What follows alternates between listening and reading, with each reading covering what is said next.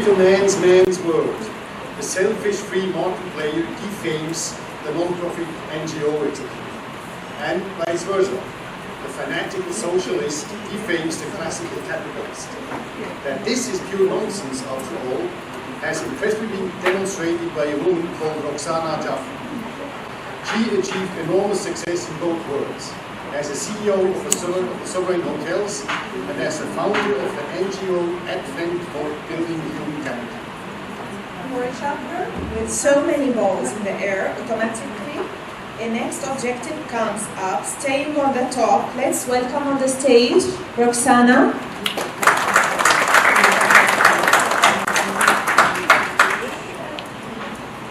Thank you so much. You make it sound really a big mammoth task of trying, yes, it's me, trying to juggle both lives. But I'm going to tell you how simple it can be. Okay, we looked at all the road bumps just now for your personal life, and to be able to be making it easy, I'm going to try and do this for people who are in business, to take what you want from it, and so that you stay on the top. Now, I don't know whether there's very many entrepreneurs, but I assume that I would be addressing a lot more entrepreneurs and who are budding and who want to get to the top.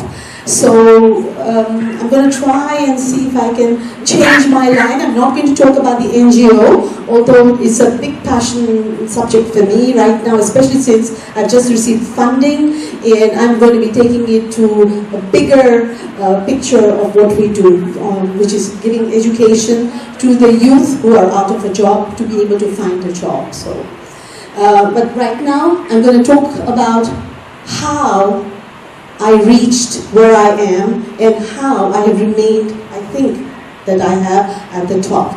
I'm going to be giving you 8 small little tips which I call mantra. My first one is, when I was a young child, I would look into the mirror and I would say, "Who's that beautiful girl looking at you?" And I'd get no answer. I'd ask again, "Who is that beautiful girl looking at you?" I'd get no answer. Slowly, it dawned on me that I thought I was beautiful. That's it, Kalas, I am beautiful. Then I changed it to say, "I believe in me." Do you think I believe in me? Again, no answer. The next thing would be, "Do you believe in me?" Got no answer. This morning, I did the same thing. Went to the mirror and I said, "Do you think I'll be able to talk to this wonderful group here?" And I got no answer. But I walked out in confidence because I know that I can achieve anything. I can do anything. I can be anything. And I know I can achieve anything. This is my first mantra that you must take on board as budding entrepreneurs. That you believe in yourself to be able to do something else. My second mantra, I spoke to Pulu before I did, and she said, "You know what, just give your life experiences." And I was thinking to myself, you know what, 35 years of business in 10 minutes? How am I going to do that? Anyway, so I pinpointed a few. So I'm going to start at when I was 16. I started, because remember I thought I was beautiful. I started bunking school whilst doing O-levels and started to go and model at fashion shows. Why? Because I had this lady who empowered me. She was beautiful, good looking, everything that I felt I wasn't, and I wanted to be like her. And I started to model. Wasn't long before my father found out. He says, "What are you doing? It's not for us. We don't model. We cannot be on stage." So before I knew it, finished my O-levels, and hey presto, I'm sent to the UK to do accountancy. Boring accountancy. I'm sorry to say for those who are accountants, but anyway, I had to go through with it. Anyway, what I'm trying to say is, use this as a second mantra.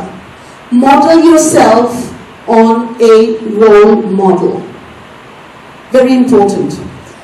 I wish that many years ago I had the internet and access to be able to research and find somebody that I thought I wanted to be like. Perhaps somebody like Tory Burch. I would have perhaps by now had my name on all your shoes.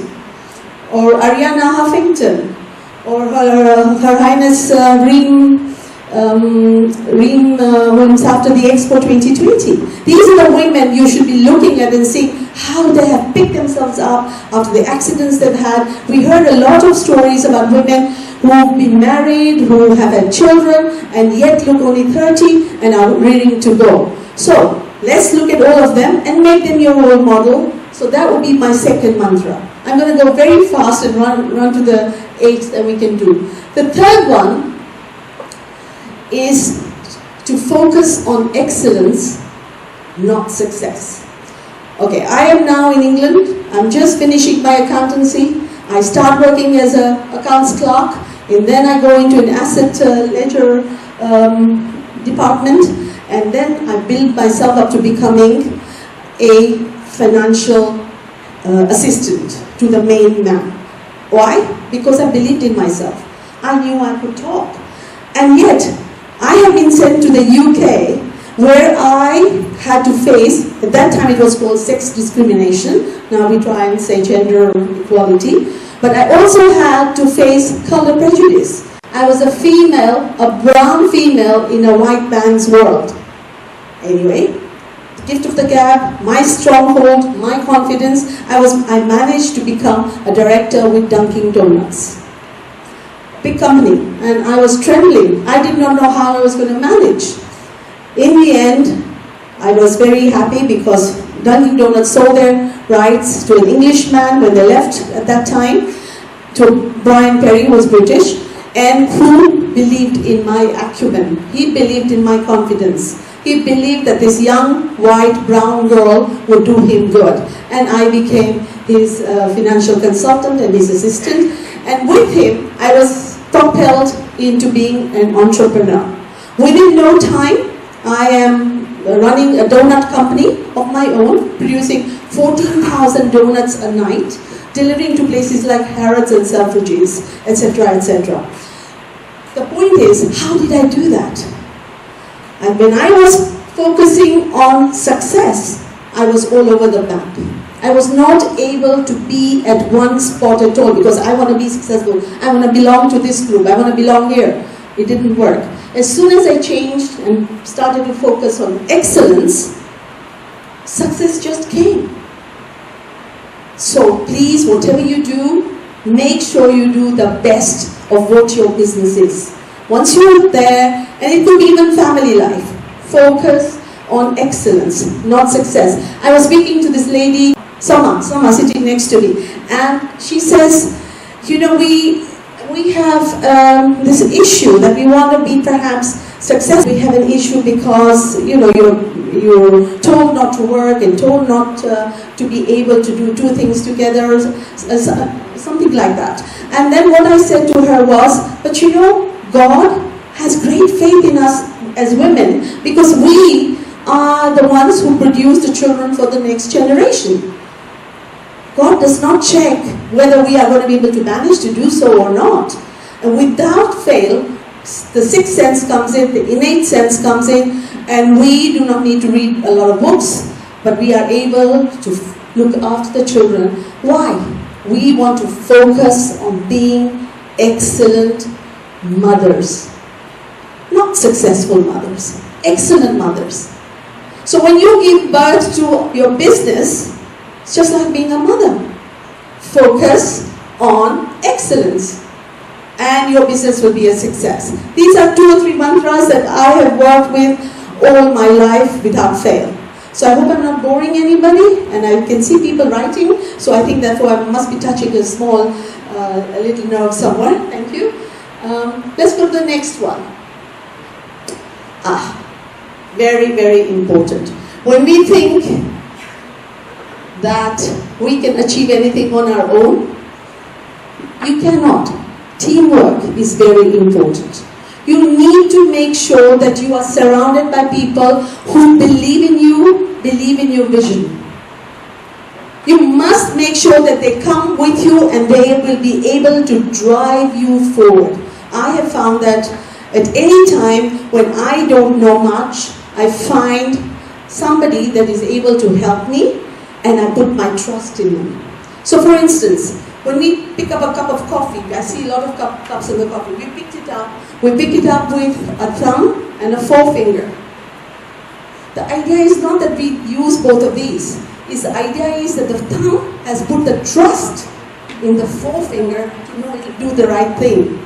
And the forefinger knows and has put trust in the thumb, so that therefore you are not going to spill anything out of the cup. So when you have a team, trust them. Share things with them, give them their credit where it's due, and therefore they will bring you and catapult you into success. Now, what happens after I become this donut queen, as I was called in London?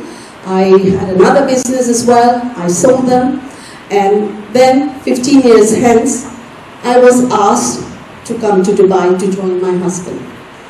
Fine, it was great, it's a challenge. I had my mantra, I believe in me, I knew I would do something. I would be able to make a success of what I'm doing. And lo and behold, I had 2 building projects that were given to me to finish. With the building projects, I had, I think, about 9 restaurants and 2 nightclubs. So I became a multi-entrepreneur rather than a singular one. How was I going to be able to manage when I'm an accountant? Don't forget, I have no experience in building, no experience in profiling restaurants, F&B, or anything to do with color and interior design. I knew that I needed to check myself. Self-awareness. See what is lacking in you. Be honest. Look at yourself and say, yes, I believe in myself, I have the gift of the gab, but I know I can fool myself, but I must not fool myself all the time. And this is a very important mantra. Once you know, what did I do? I found people in that team who made my incomplete self complete. So when I knew that I'm not very good on selling, I found a director of sales who was brilliant. I knew I'm a very good accountant, but I found a better accountant who was able to do the budgeting better than I was. And I was not shy or embarrassed to say that. That's the thing when we say we have to learn about self-awareness. Today, my salesmanship still sucks. My IT skills are below par, and I'm a sore loser. But you know something? I have a team who is brilliant and who props me up. And I don't mind sharing my success as being their success, because when they're successful, I'm successful.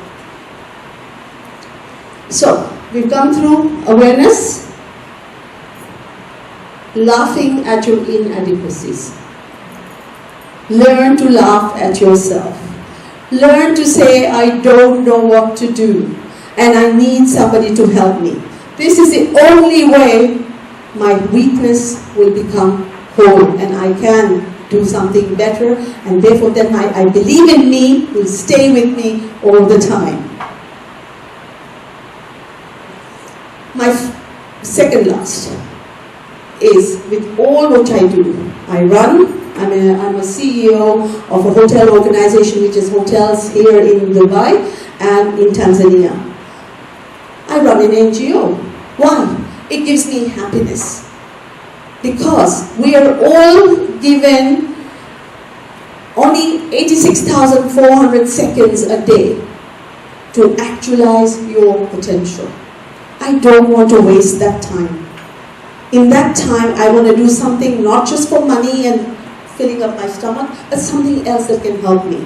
By able to give, through my NGO, helping so many people find a job, brings me immense happiness. Much more happiness than standing here and being that CEO and driving through with an BMW. What I see is when I have people who come running to me, and they're on top of the rooftops, and they say, Madam, through you, through your NGO ABC, I'm now a business entrepreneur. We had no chance before. And that is what I'm saying I love doing. So when I work, let's learn to work smart, not just hard. See what else gives you the pleasure of doing what you're doing. Don't forget, we talked to all these health specialists before, we heard them. Don't forget to put time for yourself. I meditate from 4 to 5 in the morning every day. The ladies talked about meditation, but they forgot to give us the timing. From 4 to 5 in my books, and most religions will say that is the auspicious time, which is able to, when you are able to connect here to this gland that she was talking about. So I meditate in the morning. I live not so far from the beach. I walk half an hour to an hour on the beach. So I'm looking after my body and my soul. Gives me renewed energy. I'm also over 60, and I'm proud to say that. And I feel 30, and I've got more energy to give than most youngsters. So, and working smart, not hard. The best one for me is when, being a woman, you can be very sensitive.